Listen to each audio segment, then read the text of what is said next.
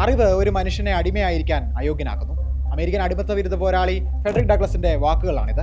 രഹസ്യമായ എഴുത്തും വായനയും പഠിച്ച് അടിമച്ചങ്ങല പറിച്ചെറിഞ്ഞ ഡഗ്ലസിനെ പറ്റിയല്ല ഈ വീഡിയോ. ആ ചങ്ങലയുടെ ഇങ്ങേ അറ്റത്തെ കണ്ണികളായ ഒരു കൂട്ടം തടവുകാരെ പറ്റിയാണ്. അവരെ പാർപ്പിക്കുന്ന ജയിലുകളെ പറ്റിയാണ്. ദ അലബാമ സൊല്യൂഷൻ എന്ന ഡോക്യുമെന്ററി പറ്റിയാണ്. അമേരിക്കൻ ഭരണഘടനയുടെ 13ാം ഭേദഗതി പ്രശസ്തമാണ്. എല്ലാത്തരം അടിമത്തങ്ങളും നിർത്തലാക്കിയതിന്റെ പേരിൽ ആഘോഷിക്കപ്പെടുന്ന ഈ ഭേദഗതിയിൽ ഒരു വലിയ വിടവുണ്ട്. ഒരു കുറ്റകൃത്യത്തിനുള്ള ശിക്ഷ എന്ന നിലയിൽ ഇന്നും നിർബന്ധിത ജോലിക്ക് ഈ ഭേദഗതി അനുവാദം നൽകുന്നു. 2022 യുഎസിന്റെ തെക്ക് കിഴക്കൻ സംസ്ഥാനമായ അലബാമ സ്റ്റേറ്റ് ഈ പോരായ്മ പരിഹരിച്ചു. യാതൊരുവിധ ഒഴിവ് കഴിവുകളുമില്ലാതെ അടിമത്തം നിരോധിച്ച രാജ്യത്തെ ആദ്യ സ്റ്റേറ്റായി മാറി. പക്ഷേ ഇന്നും ഇവിടെ അടിമത്തം നിലനിൽക്കുന്നു. ഈ മോഡേൺ ഡേ സ്ലേവറിയെ പറ്റിയാണ് ദ അലബാമ സൊല്യൂഷൻ എന്ന ഡോക്യുമെന്ററി സംസാരിക്കുന്നത്. അലബാമയിലെ നിർബന്ധിത തൊഴിൽ വ്യവസ്ഥ പ്രത്യക്ഷമായാണ് പ്രവർത്തിക്കുന്നത്. ഭൂരിപക്ഷം ഈ ചൂഷണത്തെ അനുകൂലിക്കുന്നു. അതിന് കാരണം ഇവിടെ ചൂഷിതരാകുന്നത് തടവുകാരാണ്, കുറ്റവാളികൾ. ദൈവഭയമുള്ള യാഥാസ്ഥിതികർക്ക് ഇവർ കെട്ട പഴങ്ങളാണ്. ഈ സ്റ്റേറ്റിലെ 11 കറക്ഷൻ ഫെസിലിറ്റികളിലെ മനുഷ്യരുടെ കഥയാണ് ദ അലബാമ സൊല്യൂഷൻ എന്ന HBO ഡോക്യുമെന്ററി പറയുന്നത്. ഇവർക്ക് മറുത്തു പറയാൻ ഒരു ഓപ്ഷൻ ഇല്ല.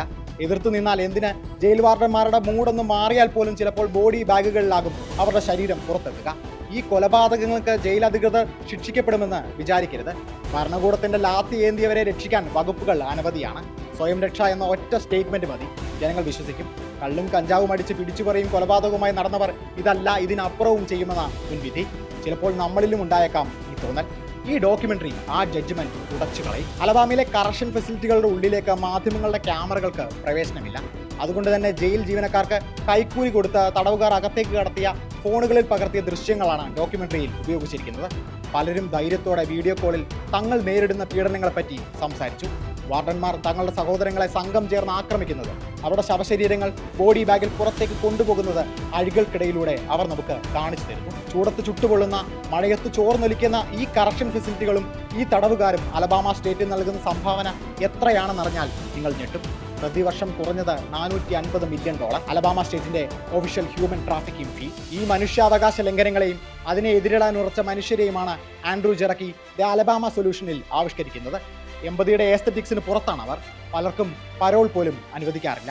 ഈ സാഹചര്യത്തിൽ ഏതൊരു മനുഷ്യനും വയലന്റ് ആയേക്കാം. പക്ഷേ അവർ മാറി നടന്നു. തങ്ങൾ ഉൾപ്പെട്ട ജയിൽ വ്യവസ്ഥയെയും നിയമങ്ങളെയും ഗഹനമായി പഠിച്ചു. തങ്ങളുടെ മൂല്യം തിരിച്ചറിഞ്ഞ് പണിമുടക്കി. അപ്പോഴോ ഭരണകൂടം അവരെ പട്ടിണിക്കിട്ട് പ്രതികാരം ചെയ്തു. സ്റ്റേറ്റ് ഈ മനുഷ്യരുടെ കഴുത്തിൽ അധികാരത്തിന്റെ ചങ്ങല കൊണ്ട് വരിഞ്ഞു മുറുക്കിയിരിക്കുകയാണ്.